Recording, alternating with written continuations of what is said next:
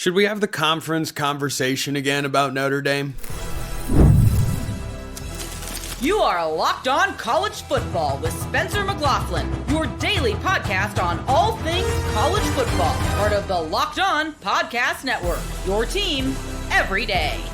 Welcome, everybody, to another episode of Locked On College Football. I'm your host, Spencer McLaughlin. Thank you all so much for making this your first listen or your first view every day. It is part of the Locked On Podcast Network, your team every day, the number one sports podcast network out there. Thank you all so much, especially my everydayers, for helping make that the case. Can Ole Miss get revenge on Georgia? I know how they will do that. Or rather, how they will attempt to do that. I think I like the Bulldogs in that one. And Jimmy Rogers at Iowa State, one of the most under-discussed coaching stories in college football. This episode brought to you by our friends over at FanDuel. If you want to be right in the middle of the action this season, visit FanDuel.com and place your NFL live bets all season long. So, Notre Dame has never been in a conference. They have been steadfast that they don't need to be in a conference. And I got to thinking about this as I was pondering the Irish's, call it a predicament, if you would like. Under normal circumstances, joining the Big Ten or the SEC would have been incredibly beneficial for Notre Dame. Because if they had played a better strength of schedule, they probably would have gotten into the college football playoff.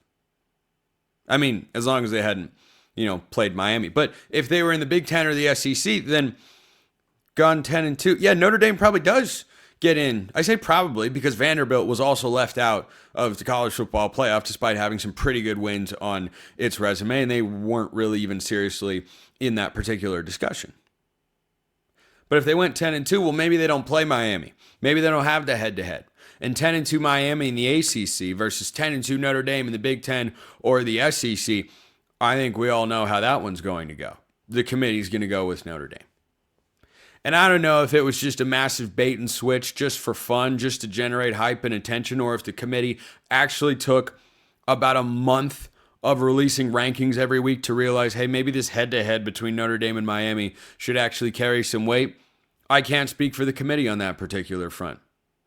I do know that under normal circumstances, Notre Dame, I would come on this show and say, hey, Notre Dame, you got to just join the Big Ten or the SEC. They'll take you.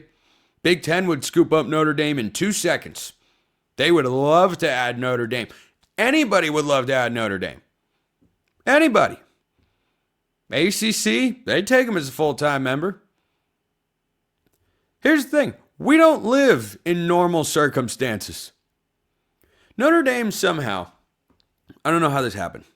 Notre Dame negotiated some aspects of the college football playoff contract. And you never know. Maybe that could change. Because remember, we don't have an agreed upon format for 2026 and beyond. We don't have an agreed upon television contract for next year's college football postseason. We should probably get on that collectively as a sport. When I say we, I mean the people that actually make those decisions. I wish I was one of them. I would love to be in those rooms and try to push the sport in the right direction. But alas, all I can do is try to inform the college football public as the best I can with this here microphone right here on the program, which I love doing, by the way. So thank you all for tuning in. But Notre Dame has somehow finagled its way into saying, yeah, if Notre Dame's inside the top 12, automatically, starting in 2026, I don't know why it didn't start in 2025, then we get to go in the playoff no matter what.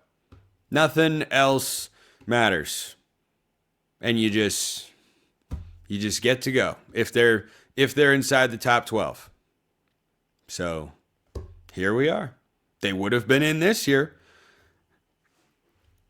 The wildness of that predicament for Notre Dame, that it applies to 2026 and not 2025. I got to tell you, I haven't looked super deeply into that particular aspect of the contract language. I don't know how you get it for 1 year and not the next. But what I do know is that the verbiage says as long as the playoff is at least 12 teams. Well, guess what? The playoff is never going to shrink. Never has, never will. It will only expand. I don't care for that, but I try to not cry over spilled milk. You can't put it back into the gallon jug. So here's the pitch I would make to Notre Dame, though. after all of this, where I don't think they handled themselves very well, despite, given the structure of the playoff and the rules that, everybody agreed to, Notre Dame was correctly left out of the playoff. Miami was included over BYU. I don't think that's right, but at least Miami was in over Notre Dame. Here's the problem for the Irish next year. Let me read you their schedule. Wisconsin, Rice, Michigan State. That's two first-year head coach. Luke Fickell feels like a first-year head coach because he's going to try and do a complete and total reset there. Wisconsin, Rice, Michigan State, at Purdue, at North Carolina. No, I don't think Bill Belichick's going to get things rolling. At least Freddie Kitchens isn't his offensive coordinator anymore. Navy, Miami, Boston College. And then TBD on these games. SMU, at Syracuse, Stanford, and USC. Where are the premier games on there? Miami will be coming off a playoff season in which they won at least one game. Maybe they shock the world again, beat Ohio State and win two. I have my doubts, as I talked about earlier this week. USC's coming off a 9-win season, heck, maybe 10, if they're victorious in their bowl game. And either way, Lincoln Riley, as I record this show, has kept his defensive coordinator, Danton Lint. Hey, maybe that's changed by the time you listen to or watch this show. But if the same situation were to arise for Notre Dame, and they go 10-2, who do you think those losses would be to? Probably USC and Miami, right? Now you get Miami at home. Notre Dame plays USC. I would think they'd go back to Los Angeles, but that game has, of course, been thrown into flux recently. You're not giving yourself a lot of wiggle room here. What if Syracuse gets you at home? Things get weird in the JMA Wireless Dome. Ask Clemson. It's happened a time or two. SMU's a pretty good team. They could get you. Maybe Pat Fitzgerald stuns Notre. Okay, no, that's a bridge too far. My point is that if Notre Dame is going to remain steadfast, that they want to be an independent, I'm not going to get on here and say they have to join a conference. They don't have to join a conference. Do I think it's ridiculous that if they're automatically inside the top 12, they get into the playoff? Yes, absolutely. Because too often brand bias factors into rankings, and that should not matter for one season when you're selecting teams for the college football playoff. I will not get on here and say Notre Dame has to join a conference. Join a league. I'm sure the Big Ten or the ACC or SEC, I'm sure they'd love to have you. But if you want to stay independent, that is fine. I just don't want to hear again the complaining about things that only happen because you have made the conscious decision. Leagues are not kicking you out. This is Notre Dame we're talking about. Big Ten would take you, they'd make it work. Financially, more than viable. Notre Dame's making the decision. All right, that's your choice. Understand the consequences of that. Don't come back next year all surprised if the ACC again lobbies for Miami to get into the playoff over you if you've got the same record and lost the head-to-head. Or even if you won the head-to-head. What if, think about this, if Notre Dame goes 10-2, beats Miami, loses to SMU and USC, just as hypotheticals, and Miami's sitting there at 11-1, but not in the ACC title game. The ACC is again going to publicly advocate for their team to get into the playoff.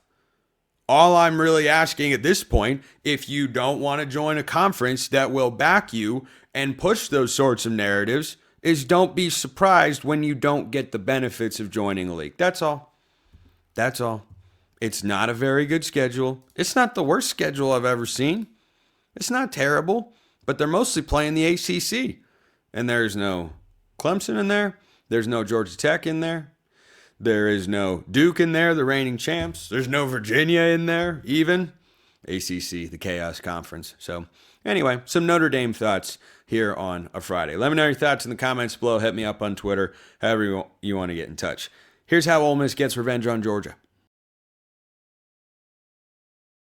First, this episode brought to you by our friends at FanDuel. NFL Sundays move fast. One big play, and suddenly everything feels different. That's what makes live betting with FanDuel so exciting. You're not just watching the game, you're reacting to it in real time. With FanDuel, you can place bets as the action unfolds. Every drive, every momentum swing, every highlight moment. And if you want to bet the college football playoff, boy, FanDuel is the place to go.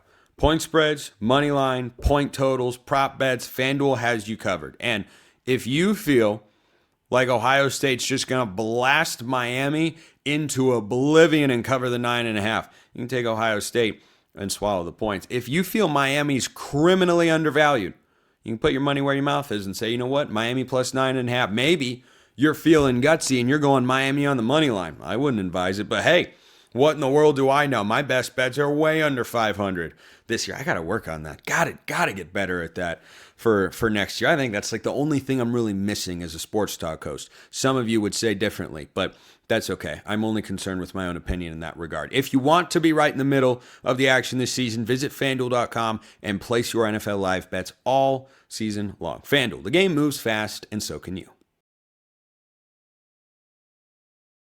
The last time Georgia and Ole Miss played, it felt like an old school Big 12 showdown. There were a lot of points. There were a lot of yards. And the quarterbacks had an unseasonable amount of time to throw for what the SEC has historically prided itself on. Now, I don't know if that's generally speaking due to the decline in caliber defensive personnel. The NFL draft numbers don't indicate that that's the case. Or if offensive coaching and attention to that side of the ball and the level of skill on that side has just increased compared to what it used to be. I think that's the case. And offensive coaching in conjunction with the rules of college football and the NFL, you just kind of gravitate towards that side. Just a thought. So the last time Georgia and Ole Miss played, the yardage totals went to the tune of 351 for Ole Miss and 510 for the Georgia Bulldogs. Did you remember that Ole Miss had a 2-possession lead in Athens in the second half of this football game? I mean, no one could get a stop, and then finally Georgia's defense hunkered down and found a way. But over 500 yards. So here's how Ole Miss gets revenge here and advances in the college football playoff and can further their disdain for Lane Kiffin, I'm sure, and look at him over in Baton Rouge and say, hey, you could have had this, so hope you're happy over there. And Lane Kiffin's got to wait for the opportunity to go to the college football playoff again. So since that game, in which Georgia on their home field, never thought I'd see the day under Kirby Smart, gave up 35 points. Do you know how many points they've given up in each game since? I shall tell you. Florida, 20. Mississippi State, on the road, good offense, 21. Texas, 10. Ooh. Charlotte, 3. How about that? Charlotte only scored 7 fewer points against Georgia than Texas did. That's not a very good look for the Longhorns. Georgia Tech, 9. Alabama, 7. You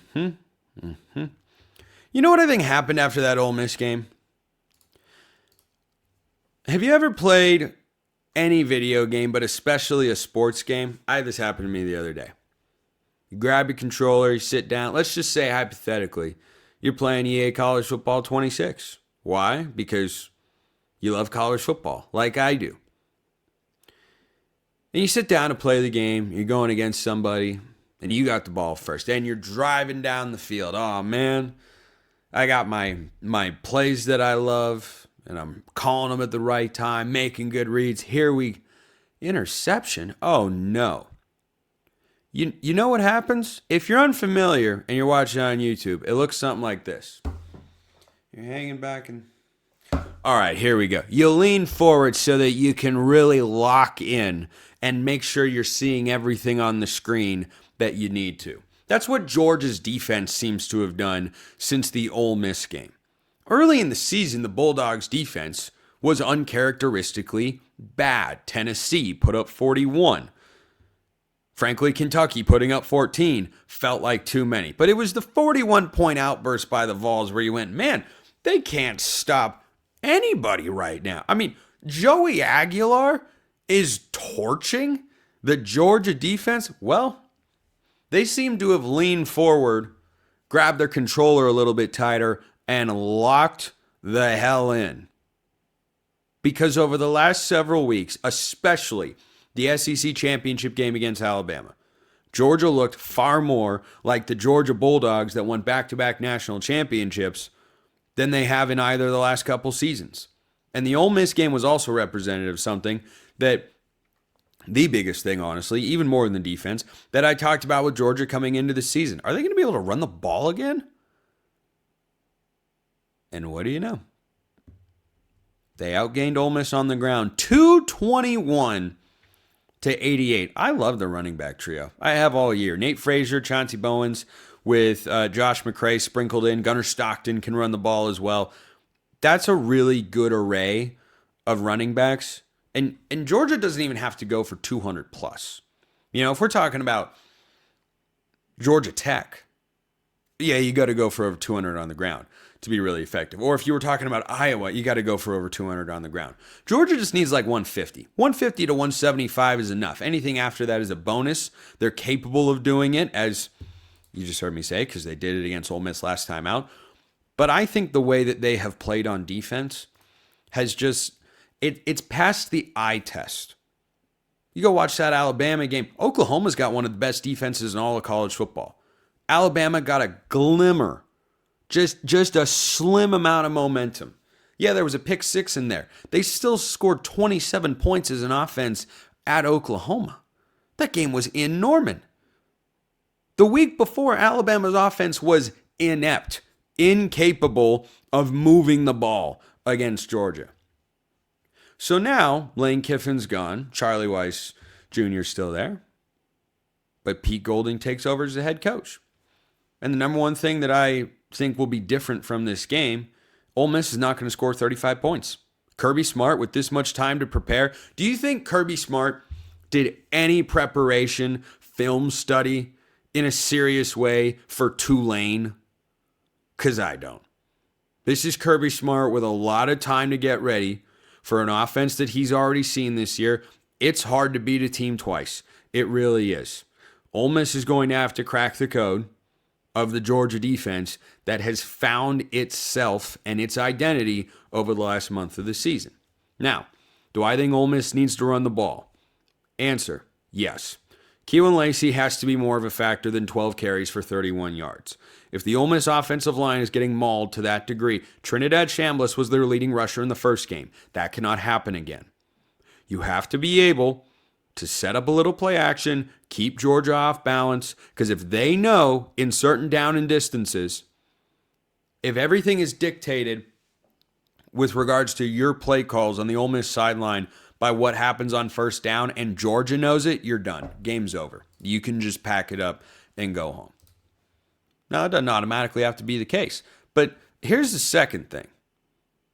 In addition to running the ball better against the Georgia defense, Ole Miss's defense has got to find a way to stop Gunnar Stockton. I mean, holy smoke. Slow him down. Keep him under 250. I think a great defensive outcome for Ole Miss in this game, because I do think their offense is going to score at least some against the Georgia defense.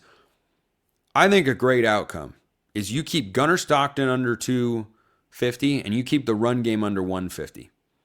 You keep them around or just under 400 yards, I think Ole Miss has got a chance to win the football game. That said, I do not have a lot of confidence that they are going to do it. Now, Pete Golding was defense coordinator, now the head coach. It's his side of the ball that has to step up because it wasn't the offense's fault. As much as I believe what I just said, that Ole Miss needs to run the ball better, you can't get outgained on the ground 221 to 88 and win a lot of football games. They put up 35 points at Athens. That's got to be enough. Anything over 30 has to be enough. It just has to be. The problem is I've got Kirby Smart going up against Pete Golding, who had a great coaching debut against a team that is not physically capable of matching up with Ole Miss. And we all know that. And we've had plenty of debates about that. I don't need to have it again here. So I've got a lot of confidence in this Georgia defense. I do believe Georgia's going to win the football game until somebody gives me a compelling reason to change my mind. The defensive growth has been very real. I haven't decided yet whether I think they cover the 6.5 point spread that is out there according to our friends at FanDuel. But Ole Miss has got to be able to run the ball better. And Ole Miss's defense, it doesn't have to deliver the game of a lifetime. I could very easily come on here. You got to have the best defensive performance in Ole Miss history. You got to hold them to 13 points. No, you don't. You don't. Can you just keep them around 24 and try to win this game in the mid-20s? I think that's what Ole Miss will try to do. Georgia, on the other hand, I think can win a lot of different football games. When they can run the ball, they can do all sorts of things on the field. I think Kirby Smart will have his team very, very ready to go. I like Georgia. Pretty comfortably, too. So, I'm going to make a rather sizable pivot here. I've talked about Notre Dame, Ole Miss, and Georgia. The most underrated coaching hire of the cycle is in Ames, Iowa. First, this episode brought to you by Game Time. There's nothing like the college football season. Tailgates, packed stadiums, being right in the middle of it all. The energy, the bands, the moments you remember forever. But actually getting tickets, pretty tough. That part used to be frustrating with long queues and logins and prices jumping at checkout. But now there's Game Time. Oh, happy day indeed. Game Time gives the advantage back to fans. The easiest way to unlock amazing college football tickets and experiences in just a few taps. I've used Game Time to go to college football events. I've used Game Time to go to comedy shows. I've used Game Time to go to other sporting events. And guess what? The experience is great every time. I have saved money every time. I get a great deal. I know what to expect. There are no prices jumping at checkout. There are no last-minute fees. Game Time is just the best. Take the guesswork out of buying college football tickets with Game Time. Download the Game Time app, create an account, use the code LOCKEDONCollege for $20 off your first purchase. Terms apply. Again, that's code LOCKEDONCOLLEGE, LOCKEDONCollege, all caps, all one word, for $20 off. Download the Game Time app today. As much as I hate this hire for Washington State fans in Pullman, because it stinks, I think they got a good one in Kirby Moore. I certainly hope they do. Jimmy Rogers might be the most slept-on hire in this entire coaching cycle. And I say that for two reasons. Number one, there's a Kurt Signetti-ness-esque quality, however you want to phrase it, to Jimmy Rogers. The guy just wins. Google him, guys. Google him. He's entering a Big 12 conference that has got a dominant team in Texas Tech, who we'll see what they do in the offseason. I expect they'll be really good again come 2026. And then after that, it's very gettable. The biggest difference between the Big 12 compared to the Big 10 or the SEC is there's a group of teams at the top, and then there's a separation. In the Big 12, there's one team, and then there's a next group. I know that BYU and Utah are close. Why? Because I watched them play. I know that BYU is really good, but I also know they're not on Texas Tech's level. I watched them play twice. They lost by plenty of points both times, and that's why in the playoff committee's view, they didn't deserve to be in the playoff. I disagree, but that's okay. So, well, not really, but you get what I'm saying. So, the ability to take a program that before Matt Campbell arrived was not historically a winner and go there and show up and win is not an easy task. If there's a guy that can do it, it's Jimmy Rogers. It's Jimmy Rogers. He went to South Dakota State, and the guy was entering in the midst of an Alabama-level dynasty in FCS college football at North Dakota State. And he went in there, and all of a sudden, you check the point spread on the North Dakota State, South Dakota State game, Bison and Jackrabbits, a couple of great mascots, by the way, and South Dakota State would be favored. And South Dakota State had just as much success. They rose up under Jimmy Rogers. Then he goes to Pullman in the midst of Jake Dickert leaving town, John Mateer going away to play for Oklahoma and lead him to the college football playoff. It was all incredibly painful. And he took mostly his guys from South Dakota State. He didn't just go 6-6. Jimmy Rogers got Washington State to a bowl game in year one Ask Oregon State how easy that was, by the way. He got them there in his first season and then almost beat Ole Miss and Oxford. They were about a 30-point underdog. I think they lost the game by 3. Then they went to Virginia, who played in the ACC championship game, and they almost won that game too. And then they went and played James Madison, and they were competitive in that one too. That was half of their losses were to those teams. There was this Signetti feel to it, and then he took a bunch of players with him from South Dakota State, and then he just went there and won at Washington State. If he had stayed, the Cougs would have been one of the favorites to win the Pac-12 in 2026.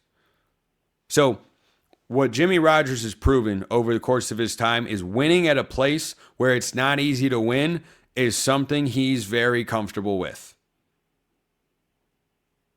He doesn't have to show up at a superpower and go win. That's Iowa State. Now, I don't know what they're doing at quarterback for 2026. Rocco Becht is leaving. Probably will wind up at Penn State with Matt Campbell. Here's what I do know. The Iowa State schedule is unbelievably manageable.